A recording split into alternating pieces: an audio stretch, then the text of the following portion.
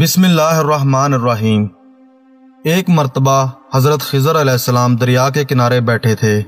اتنے میں کسی سائل نے آ کر ان سے سوال کیا کہ میں آپ سے اللہ کے واسطے سوال کرتا ہوں، مجھے عنایت فرمائیں۔ یہ سن کر حضرت خضر علیہ السلام پر بے ہوشی طاری ہو گئی۔ جب کچھ ہوش ہوا تو فرمانے لگے، بھائی میں تو صرف اپنی جان اور مال کا مالک ہوں، تم نے مجھ سے اللہ کے واسطے سوال کیا ہے، لہٰذا میں اپنی جان اور ذات تمہارے حوالے کرتا ہوں، تم جس طرح چاہو اس کو استعمال میں لاؤ، بازار میں فروخت کر کے اس کی قیمت سے فائدہ اٹھاؤ۔ چنانچہ سائل ان کو بازار لے گیا اور ایک شخص ساہمہ بن ارکم کے ہاتھ میں ان کو فروخت کر دیا۔ یہ خریدار ان کو اپنے گھر لے گیا جس کی پشت پر اس کا ایک باغ تھا۔ چنانچہ ساہمہ نے حضرت خضر علیہ السلام کو ایک کدال دے کر کہا کہ اس سامنے والے پہاڑ کی مٹی کاٹ کاٹ کر باغ میں ڈالتے رہیں، اور یہ حکم دے کر ساہمہ اپنی کسی ضرورت سے کہیں چلا گیا۔ حضرت خضر علیہ السلام اس پہاڑ سے مٹی کاٹ کاٹ کر باغ میں ڈالنے لگے۔ جب ساہمہ واپس آیا تو اس نے گھر والوں سے دریافت کیا، کیا تم نے غلام کو کھانا بھی کھلایا یا نہیں؟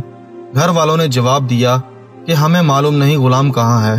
یہ سن کر جب ساہمہ خود کھانا لے کر باغ میں آیا تو اس نے دیکھا کہ وہ غلام یعنی حضرت خضر علیہ السلام تمام پہاڑ کی مٹی کاٹ کر ڈال چکے تھے اور اپنے کام سے فارغ ہو کر اپنے مولا حقیقی کی عبادت میں مصروف تھے۔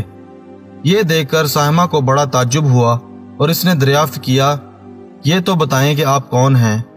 یہ بات سن کر حضرت خضر علیہ السلام پر کچھ بے ہوشی سی طاری ہو گئی، اور پھر افاقہ ہونے پر انہوں نے فرمایا کہ بھائی میں خضر ہوں، جس کو سن کر ساہمہ کے ہوش اڑ گئے کہ تو نے یہ کیا کیا، ان کو غلام بنا کر ایسے کام پر لگایا، یہ تو انتہائی گستاخی ہوئی۔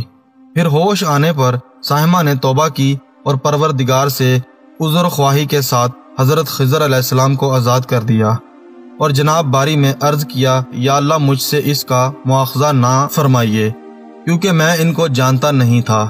اس کے بعد حضرت خضر علیہ السلام نے دعا فرمائی اور سجدہ شکر بجا لائے کہ اے میرے پروردگار، میں تیرے ہی حق میں غلام بنا اور تیرے ہی حق میں آزاد ہوا، اس پر تیرا شکر گزار ہوں۔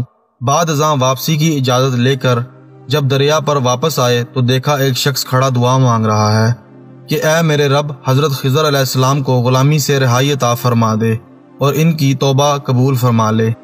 حضرت خضر علیہ السلام نے یہ دیکھ کر اس شخص سے دریافت کیا کہ آخر تم کون ہو؟ تو اس شخص نے بتایا کہ میں تو شازان ہوں، آپ کون ہیں؟ انہوں نے فرمایا کہ میں خضر ہوں۔ اس کے بعد شازان نے کہا، اے خضر، تم نے اپنے لیے رہنے کا مکان بنا کر دنیا طلب کی ہے، کیونکہ حضرت خضر علیہ السلام کا دریا کے کنارے پر ایک عبادت خانہ تھا۔ بس یہ سن کر وہ فوراً میدان میں نکل آئے اور وہیں اللہ کی عبادت میں مصروف ہو گئے۔ اس کے بعد حضرت خضر علیہ السلام نے اسی جگہ ایک درخت لگایا اور اس کے سایہ میں عبادت شروع کی۔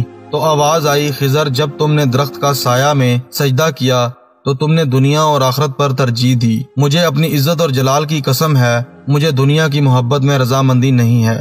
اس کے بعد حضرت خضر علیہ السلام نے شازان فرشتہ سے کہا، اے شازان، دعا کرو کہ اللہ تعالیٰ میری توبہ قبول فرمائے۔ چنانچہ شازان نے دعا کی اور اللہ تعالیٰ نے شازان کی برکت سے حضرت خضر علیہ السلام کی توبہ قبول فرمائی۔ دوستو، خدا کے برگزیدہ بندے اسی حالت میں راضی رہتے ہیں جو اللہ کو منظور ہو۔ بے شک ہماری فلاح بھی اسی میں ہے کہ زندگی کے ہر موڑ پر آنے والے ہر غم میں ہم راضی رہیں، اللہ تعالیٰ کی چاہت کو سامنے رکھ کر زندگی گزاریں۔ دعا ہے کہ اللہ تعالیٰ ہمیں اس واقعے سے سبق حاصل کرنے اور نیک بننے کی توفیق عطا فرمائے۔